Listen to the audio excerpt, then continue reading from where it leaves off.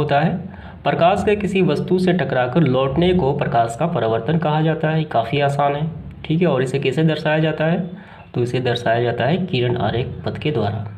तो प्रकाश को किसी वस्तु से टकराकर, ये हो गई कोई दर्पण है यानी समतल दर्पण है, और इससे प्रकाश या आपतित किरण टकराती है और वापस लौट जाती है इसी दिशा में जिस दिशा से आई थी, यानी ऊपर की तरफ, फिर वहीं पे लौट जाती है। तो इसे कहा जाता है प्रकाश का परावर्तन।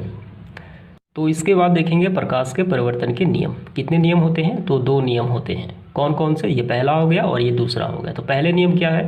आपतित किरण, परावर्तित किरण तथा आपतन बिंदु से खींचा गया अभिलंब, ये तीनों एक ही समतल में होते हैं। और दूसरा जो नियम है, आपतन कोण परावर्तन कोण के बराबर होता है। बस यही होता है प्रकाश के परिवर्तन का नियम। काफ़ी आसान है। तो आइए इसको समझते हैं, पहले को और उसके बाद दूसरे को। तो यहाँ आपको ध्यान देना है, पहले जो नियम कहा गया है कि आपतित किरण, ये रहा आपतित किरण, परावर्तित किरण, ये रहा परावर्तित किरण, और आपतन बिंदु, ये इसे कहा जाता है। तो आपतन बिंदु से ये लंब खींचा गया है 90 डिग्री का, यानी अभिलंब कहा जाता है। 1, 2 और 3 ये तीनों एक ही समतल में होते हैं, यानी एक ही बिंदु पे ये तीनों खड़े हैं, एक ही समतल में है, यानी परावर्तक सतह के उस तरफ ही हैं। तो ये समझ में आ गया आपको। आपतित किरण, परावर्तित किरण और अभिलंब तीनों एक ही समतल में होते हैं।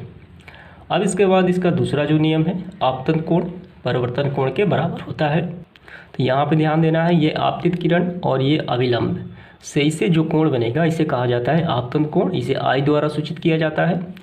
और यहाँ पे ये परिवर्तित किरण और ये अभिलंब, तो इन दोनों से जो कोण बनेगा इसे कहा जाता है R, यानी परावर्तन कोण। ये दोनों कोण आपस में बराबर होते हैं, बस यही ध्यान रखना है।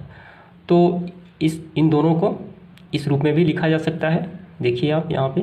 तो इसको संक्षिप्त में आप ऐसे भी लिख सकते हैं, AO आपतित किरण, OB परावर्तित किरण, ON यानी अभिलंब एक ही समतल में है, यानी उसी तरफ है, ठीक है। इसको इस तरफ ऐसे लिख सकते हैं। इसके बाद है दूसरा नियम, आपतन कोण AON, ये रहा आपतन कोण, ठीक है। जो कोण होता है वो बीच में होता है, AON कोण AO, O बीच में है।